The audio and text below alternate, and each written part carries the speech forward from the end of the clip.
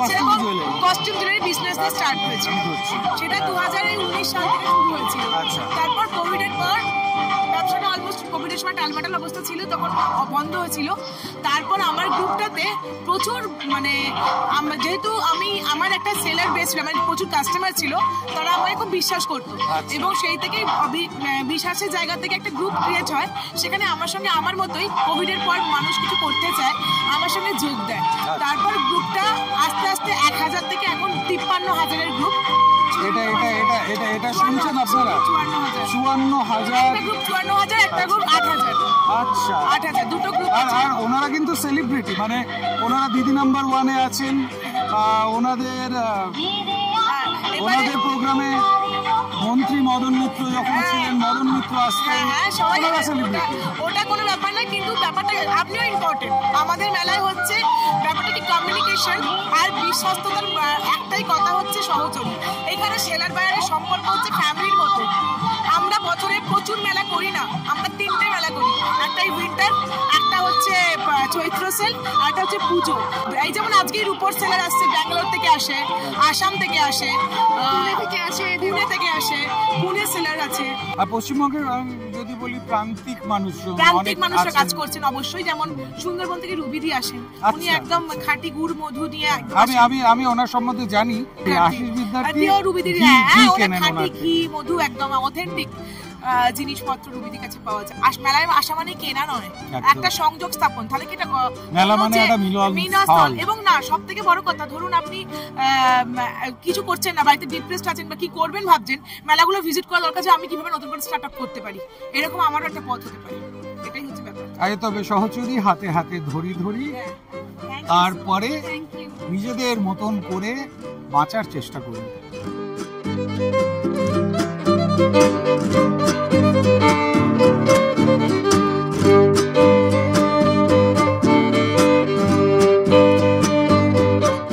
সহচরীদের মেলা যদি হয় আর সেখানে গয়নাগাটি থাকবে না, তা কি হয়?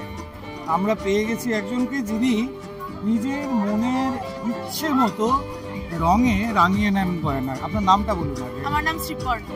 কি আছে আপনার? এখানে সমস্ত জুয়েলারি আর হোম ডেকর রয়েছে, সবটাই হাতে তৈরি। এবং হাতে তৈরি জুয়েলারি বা হোম ডেকর নিয়ে মানুষের যে ধারণা যে কয়েক মাস কি কয়েক বছর যেতে পারে, তো এই ধারণাটাই আমরা ভাঙতে এই ধরনের কাজ করি, যেগুলো একদম ওয়াশেবল হয়, ওয়াটারপ্রুফ, স্ক্র্যাচ প্রুফ হয় এবং ভীষণ লং লাস্টিং হয়। গোপাল ভাঁড়কে যে অলংকার হিসেবে তুলে আনা যায়, এটা আমি আর আমার এক বন্ধু একসাথে করি। তো ও ছবি আঁকার সেগমেন্টটা ওই সম্পূর্ণ করে, আমরা দুজন মিলে একসাথেই সবটা করি। আর এই স্টিচিং গুলো, এমব্রয়ডারি গুলো, এগুলো সবটাই আমার হাতে করা। আমার বিজনেসের বছর এই বছরে 5 বছর হয়ে যাচ্ছে।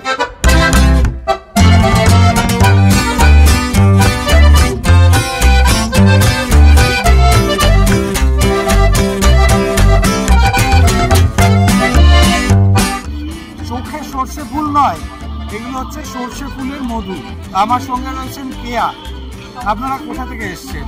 আমরা লাউগাছি, উত্তর 24 পরগনা থেকে এসেছি। আমাদের গ্রাম মালনচর্টি। এই মধুটার বিশেষত্ব কি? সর্ষে ফুলের মধু বিশেষত্ব ঠান্ডা লাগা বা এই ধরনের সর্দি কাশির জন্য সর্ষে ফুলের মধু খুবই উপকারী। আচ্ছা, এবার আমাদের মধু কোনো কৃত্রিম ভাবে তৈরি হয় না, মানে চাক তৈরি করে বা সেগুলো নয়। এমনি প্রাকৃতিক ভাবে যে চাকটা তৈরি হয়, আমরা সেখান থেকেই মৌলে দিয়ে মধু সংগ্রহ করি। আমার এখানে গুড়, পাটালি, ঘি, মধু আছে, হাতে তৈরি বড়ি আছে, প্রত্যেকটা বড়ি আমি নিজে হাতে দিই। এছাড়া আমাদের চাষের চাল আছে, ঢেকিতে কোটা চালের গুঁড়ো আছে, আর আমাদের বাড়িতে ভাজা এই ঝুড়ি ভাজাগুলো আমরা আমাদের কালেকশনে রেখেছি। মানে একজন ফ্যামিলি আছে, তারা শুধু গুড় তৈরি করে দেন। বড়ি তৈরি করার জন্য, তৈরি বলতে ডাল বেটে ফেটিয়ে দেওয়ার জন্য আমার 3-4 জন রাখা আছে। এখন বা এই জিনিসগুলো যাদের থেকে আমি সংগ্রহ করি, তারা প্রত্যেকে আমার উপর ডিপেন্ডেন্ট। আপনি এটা শুরু কিভাবে করলেন? মানে আমার একদিন আমার বাবা আর কি খেজুর গুড় আর কি খাচ্ছিলেন পিঠে দিয়ে শীতকালের দিনে। তো হঠাৎ করে উনি বললেন যে এই গুড়ের স্বাদ আর কোথাও পাওয়া যায় না, যেহেতু আমাদের বাড়িতে তৈরি হয়। তো তখন আমার মনে হলো যে যদি এটা নিয়ে আমি শুরু করতে পারি, যে খাঁটি খেজুর গুড় বা এইগুলো, ফেসবুকে তো জামা কাপড় এগুলো অনেক কিছু বিক্রি হয়, কিন্তু এই ধরনের জিনিস তো কেউ বিক্রি করে না, সেই সময় কেউই ছিল না। তো আমার তখন মনে হলো যে এইগুলো নিয়ে যদি কোনো একটা কিছু করা যায়। তো আমি পোস্ট করলাম, তারপরে খুব রেসপন্স পেলাম, সেখান থেকে আস্তে আস্তে আজকে আমার সমস্ত স্টক আউট করে বাড়ি ফিরছি। তো ওই বাইরে যাওয়ার এখনো প্রয়োজন আমাদের পড়ে না, কারণ পুরো যেটা কৃষি প্রধান এলাকা, তো আমাদের এই চাষবাসের উপরেই সবটা ডিপেন্ডেন্ট। তো বাইরে যাওয়ার প্রয়োজন আমাদের খুব একটা পড়ে না। শীতকালে প্রকৃতির একটা মানে কিরকম যেন তার ভাড়ার ইচ্ছে দেয়, নবান্ন। শীতের যে নবান্নটা হয়, পায়েস, পিঠে, গুড়, সেই জিনিসগুলোকে নিজের গ্রাম থেকে এই ফেসবুকের গ্রুপ সহচরীর মাধ্যমে উনি বাইরে এনেছেন এবং তার সঙ্গে সঙ্গে নিজের তো পায়ে দাঁড়িয়েইছেন, অনেক মানুষকে তিনি রোজগার দিচ্ছেন।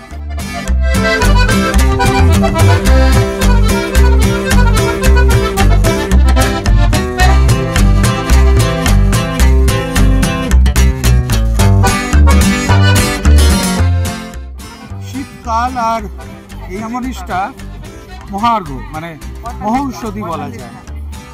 এই চন্দনগাছের দাম কত? 200 টাকা, কিন্তু এটা অরিজিনাল 1600 টাকা কেজি। কিন্তু আমি যেহেতু প্রথম রিলিজ বাইরে বের করেছি, কিন্তু আমি দামটা আপনি কোথা থেকে এসেছেন? আমি নর্থ বেঙ্গল থেকে। নর্থ বেঙ্গল কোথায়? রায়গঞ্জ। হাতে এটা কি?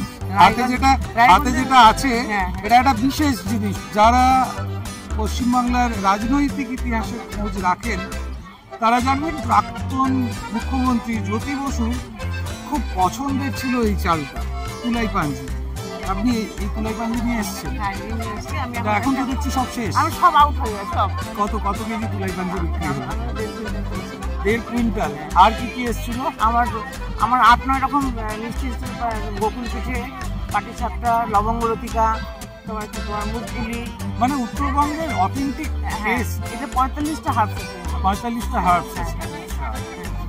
চবনপ্রাশ আয়ুর্বেদিক, তোমার 500 বছরের পুরনো তোমার পদ্ধতি তৈরি করা, বিশেষ পদ্ধতিতে একদম মানে ভেষজ, মানে এর মধ্যে একটা কোয়ালিটি তোমার ইয়ে নেই, মানে সম্পূর্ণটাই তোমার একদম। সহচরী গ্রুপে আপনি? আমি সহচরী গ্রুপে 3 বছর হলো আছি, অর্থাৎ এক্সিবিশন করেছি। প্রথমতেই আমি খুব ভালো রেসপন্স পেয়েছি। আপনি বলছিলেন আপনি সিনিয়র সিটিজেন? হ্যাঁ, সিনিয়র সিটিজেন, আমার 63 ইয়ার্স। ও মানে এজ ইজ জাস্ট নাম্বারস। যিনি এইরকম ভাবে অ্যাক্টিভ থাকতে পারেন তিনি আবার কিসের সিনিয়র সিটিজেন? আর আমার ব্র্যান্ড নেম মাতৃসুধা।